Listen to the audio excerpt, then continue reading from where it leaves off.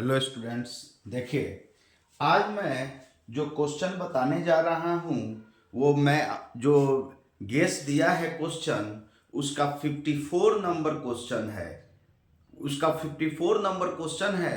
देखिए, जितना भी क्वेश्चन आज चलेगा या कल चला था वो सब बोर्ड पर्पज से बहुत जरूरी था, बहुत जरूरी था। इस तरह के ही क्वेश्चंस बोर्ड में आते हैं और इन क्वेश्चनों का आने का चांसेस भी बहुत ज़्यादा होता है। इसीलिए आप गौर से इन क्वेश्चनों को हल करेंगे और इन क्वेश्चनों को खूब बढ़िया से देखेंगे ताकि आपका बोर्ड एग्जाम जो हो वो अच्छा हो जाए।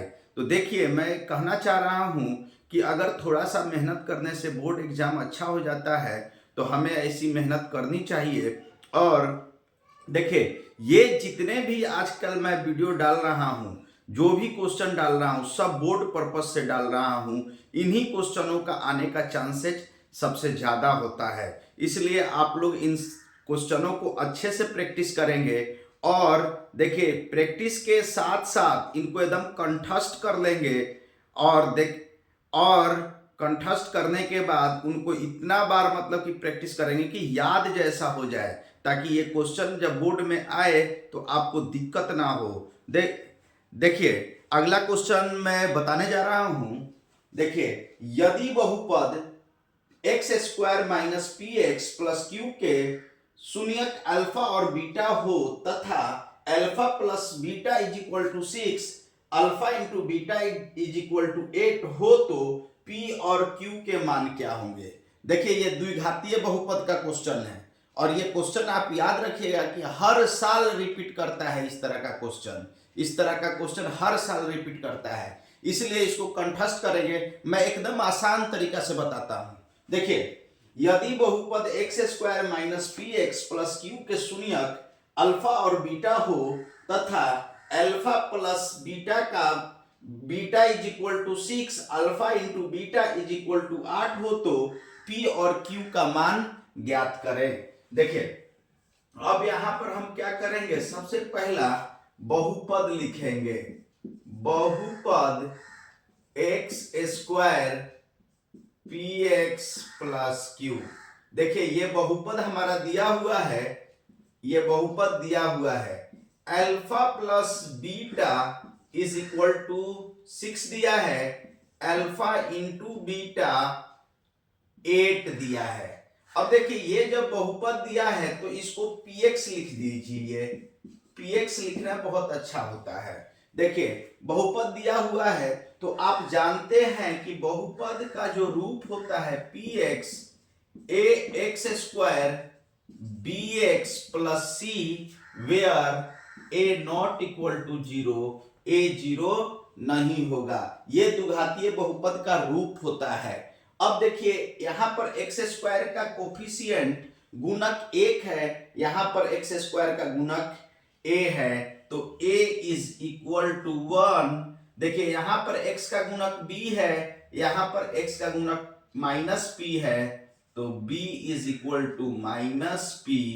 और c में देखिए, यहां पर कांस्टेंट q है, यहां पर कांस्टेंट c है, तो c का देखिए c is equal to q।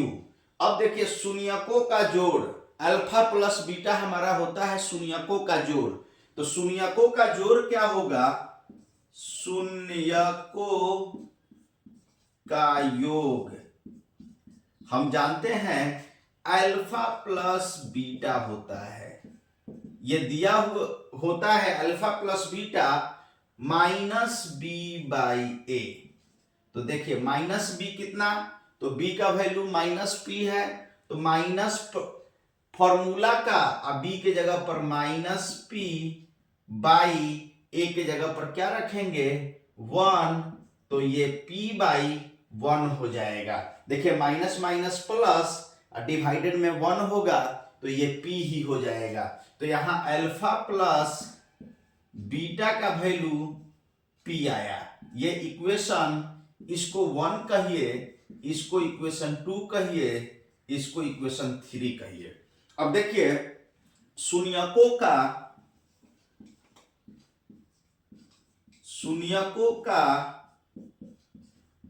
गुणनफल, ये होता है अल्फा इंटू बीटा, ये c बाई ए होता है। तो देखिए c कितना है, q है, a1 है, तो ये q आ गया। इसको इक्वेशन देखिए अल्फा इंटू बीटा को इज इक्वल टू क्यू, इसको इक्वेशन 4 कहिए। अब देखिए अल्फा इंटू बीटा का वैल्यू 8 है, अल्फा प्लस बीटा का वैल्यू 6 है, यहाँ अल्फा प्लस बीटा का वैल्यू p है, यहाँ अल्फा इंटू बीटा का वैल्यू 8 है, यहाँ पर अल्फा इंटू बीटा का वैल्यू q है। तो इसका मतलब 1 और इक्वेशन 1 और 3 में देखिए alpha plus beta is equal to 6, alpha plus beta is equal to p। तो इक्वेशन 1 एंड 2 से LHS बराबर है, तो RHS भी क्या होगा, बराबर होगा। समीकरण 1 तथा 3 से देखिए p is equal to 6, p is equal to 6, p का वैल्यू कैसे आया, तो देखिए alpha plus beta is equal to 6, alpha plus beta is equal to p, तो ये LHS बराबर है, तो RHS को भी बराबर होना पड़ेगा। देखिए अगला क्वेश्चन है, अगला क्वेश्चन कर रहे हैं, इसका अगला पार्ट है, देखिए समीकरण 2 तथा 4 से देखिए यहाँ पर अल्फा बीटा का वैल्यू, अल्फा इंटू बीटा का वैल्यू 8 है, और यहाँ पर अल्फा इंटू बीटा का वैल्यू q लाए हैं, तो LHS यहाँ पर भी बराबर है, alpha into beta is equal to 8, alpha into beta is equal to q, LHS बराबर है, तो RHS भी बराबर होगा, तो q इज इक्वल टू क्या होगा, q इज इक्वल टू 8। तो देखिए मेरा p का वैल्यू 6 आया और q का वैल्यू 8 आया। देखिए अगला क्वेश्चन हम बताते हैं।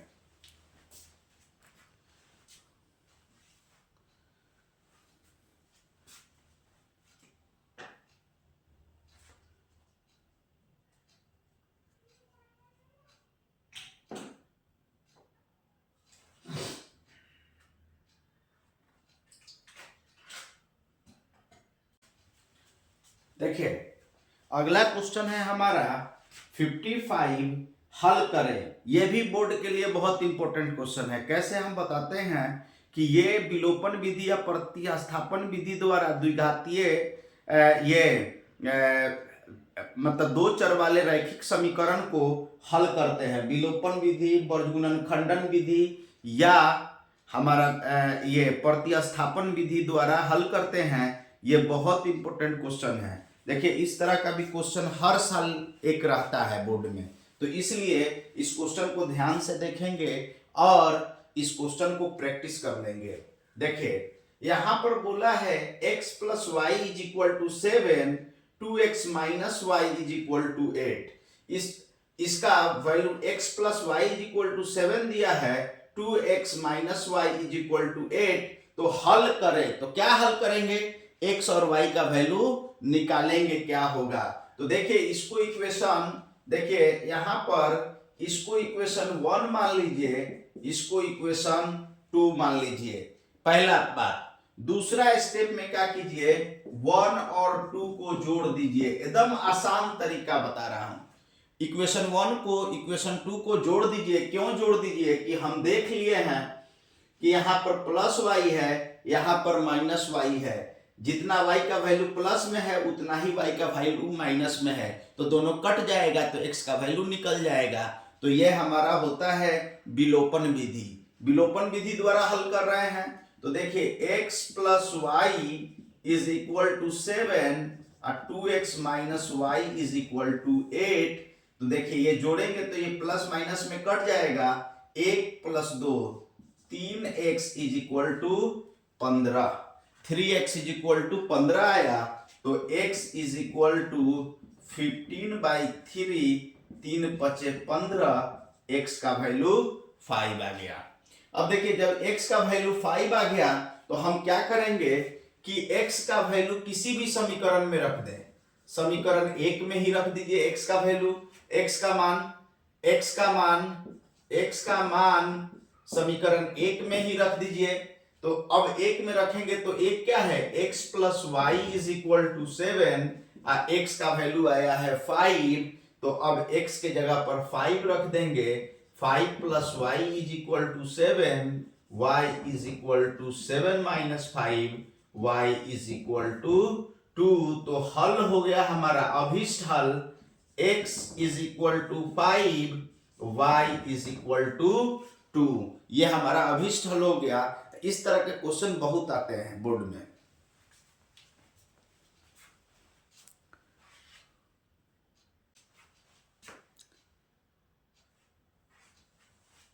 देखिए अगला क्वेश्चन है मेरा, अगला क्वेश्चन है 56 नंबर। 56 नंबर क्वेश्चन क्या कहता है कि द्विघातीय समीकरण 2x square minus 7x plus 3 is equal to 0 है। द्विघातीय समीकरण 2x square minus 7x plus 3 is equal to 0 है के मूलों की प्रकृति ज्ञात करें, के मूलों की प्रकृति ज्ञात करें। इस टाइप का भी ये जितना मैंने कलेक्शन किया है सब बोर्ड लेवल का कलेक्शन है।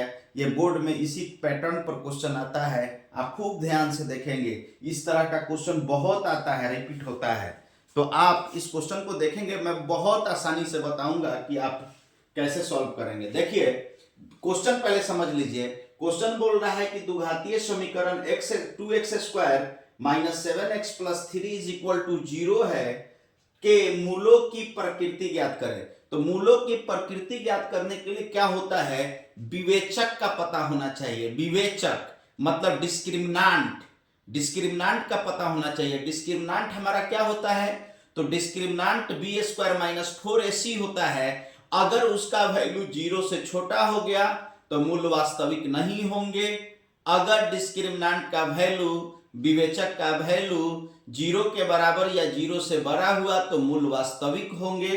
तो अब देखिए यहां पर हम सॉल्यूशन कर रहे हैं, यहां पर सॉल्यूशन कर रहे हैं इसका 2x square minus 7x plus 3, ये हमारा द्विघातीय समीकरण दिया है इज इक्वल टू 0।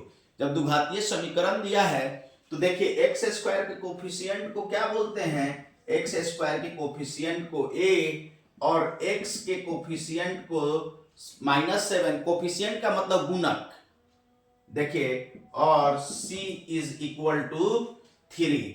अब देखिए यहां पर क्या हुआ कि मूलों का विवेचक निकालेंगे। विवेचक हम बोलते हैं d, d is equal to b square minus 4ac।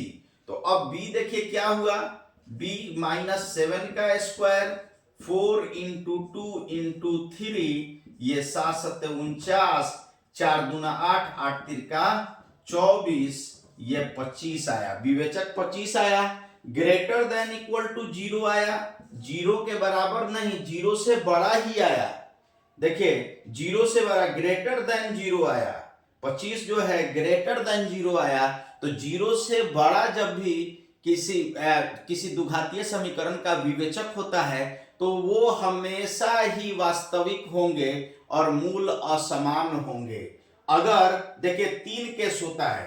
पहला, अगर 3 केस होता है। पहला, अगर d 0 से बड़ा है तो मूल वास्तविक तथा असमान होंगे, असमान होंगे।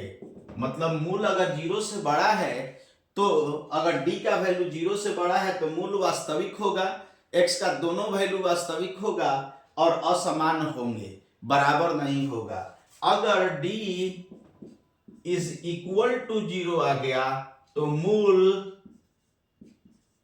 वास्तविक तथा समान होंगे, समान होंगे। देखिए अगर मूल d 0 के बराबर आ गया तो मूल वास्तविक भी होगा, लेकिन दोनों मूल x का दोनों वैल्यू समान होगा।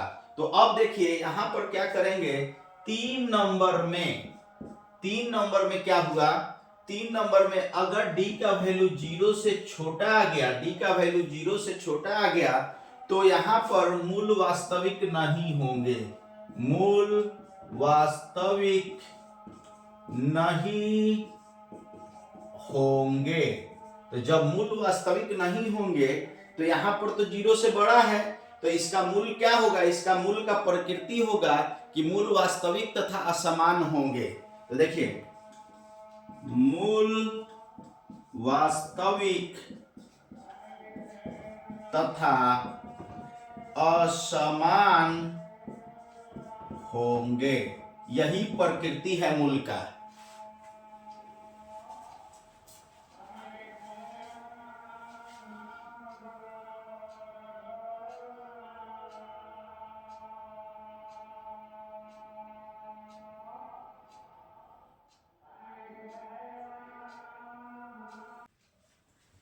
देखिए, अगला क्वेश्चन है मेरा, अगला क्वेश्चन है 57 नंबर क्वेश्चन। देखिए, ये द्विघातीय समीकरण बहुत इंपॉर्टेंट है जी, बहुत इंपॉर्टेंट है बोर्ड के लिए। देखिए, इसको याद रखिएगा। देखिए, अगला क्वेश्चन है, हल करें x square minus 5x plus 6 is equal to 0 है। तो देखिए, इसको कैसे हल करेंगे? द्विघातीय बहुपद से भी कर सकते हैं, द्विघातीय बहुपद का ही भी इस्तेमाल करके कर सकते हैं। देखिए कैसे करेंगे, या हम गुणनखंडन विधि द्वारा भी होने वाला होगा तो कर देंगे। तो हम गुणनखंडन विधि द्वारा तो कर चुके हैं पहले, अब द्विघातीय विधि द्वारा हल करते हैं। देखिए यहां पर बहुपद दिया हुआ है x square minus 5x plus 6। तो a का वैल्यू हमारा क्या होगा? 1। एक्स स्क्वायर के कोफिशिएंट को a बोलते हैं और x के कोफिशिएंट को b बोलते हैं और कांस्टेंट टर्म को c बोलते हैं। देखिए, तो हमारा क्या होता है, द्विघातीय बहुपद यहां पर हल करना है। तो हल देखिए, पहले d निकालेंगे, d इज इक्वल टू होता है b स्क्वायर माइनस 4ac, एकदम आसान हल। देखिए, b का वैल्यू 5 है, माइनस 5 का स्क्वायर 4 इंटू 1 इंटू 6, ये 25 हो जाएगा, ये 4 छक 24, देखिए 24 हो जाएगा, ये 1 हो जाएगा। d का वैल्यू 1 आया। अब देखिए हल क्या होगा, मूल देखिए द्विघातीय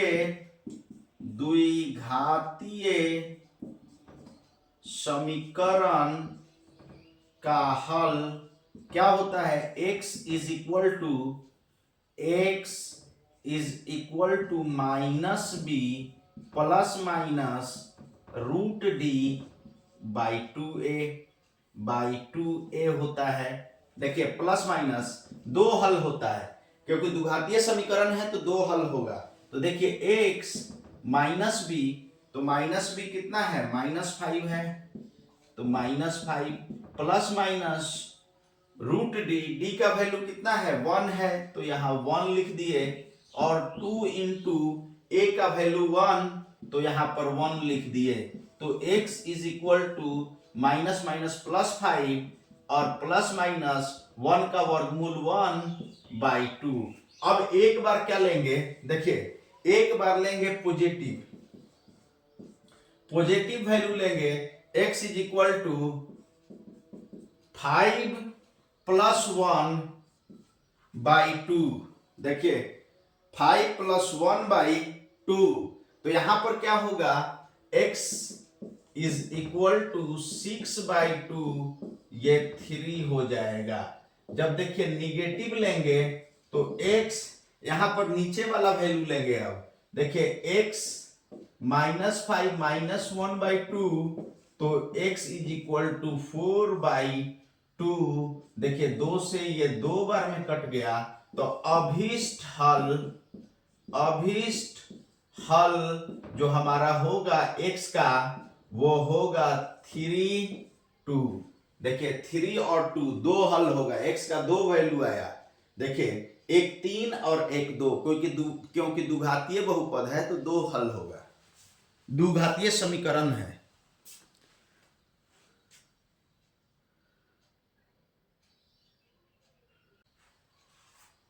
देखिए अगला क्वेश्चन है मेरा 58 नंबर क्वेश्चन।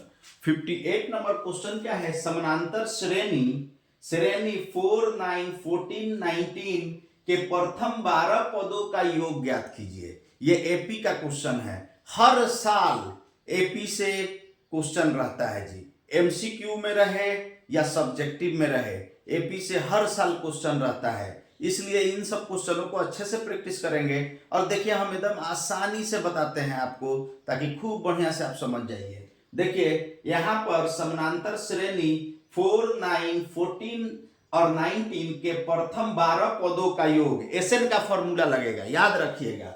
देखिए यहाँ पर दिया हुआ है, सॉल्यूशन लिखेंगे। देखिए एपी दिया हुआ है 4, 9, 14, 19 डैश डैश। तो देखिए ए मतलब प्रथम पद 4 हुआ, और डी कॉमन डिफरेंस किसी में से घटा लीजिए, 9 में से 4 घटा दिए 5 आ गया। देखिए 14 में से 9 घटाएंगे तब भी 5 आएगा, 19 में से 14 घटाएंगे तब भी 5 आएगा। कॉमन डिफरेंस हमेशा बराबर होता है। और n का वैल्यू दिया है, प्रथम n पदों का योग, n का वैल्यू 12 दिया है, तो हम Sn का फॉर्मूला लगाएंगे। जोड़ का यही फॉर्मूला होता है, n पदों के जोड़ का फॉर्मूला यही होता है, Sn is equal to n/2 2a plus n-1d। अब देखिए S12 n के जगह पर 12 रखेंगे क्योंकि 12 पद का जोड़ बोला है, यहां डैश डैश है, इनफिनाइट तक जाएगा, तो 12 पद का, तो ये 12/2, ये 2 इंटू a के जगह पर क्या रखेंगे, a के जगह पर 4 रखेंगे, और n के जगह पर 12 - 1, और d के जगह पर क्या रखेंगे, 5 रखेंगे। तो देखिए S12 2 से ये 6 बार में कट जाएगा, तो ये 6 हो गया, ये 4 दूना 8 हो गया, 8, और ये 12 में से 1 गया, 11 गुने 5।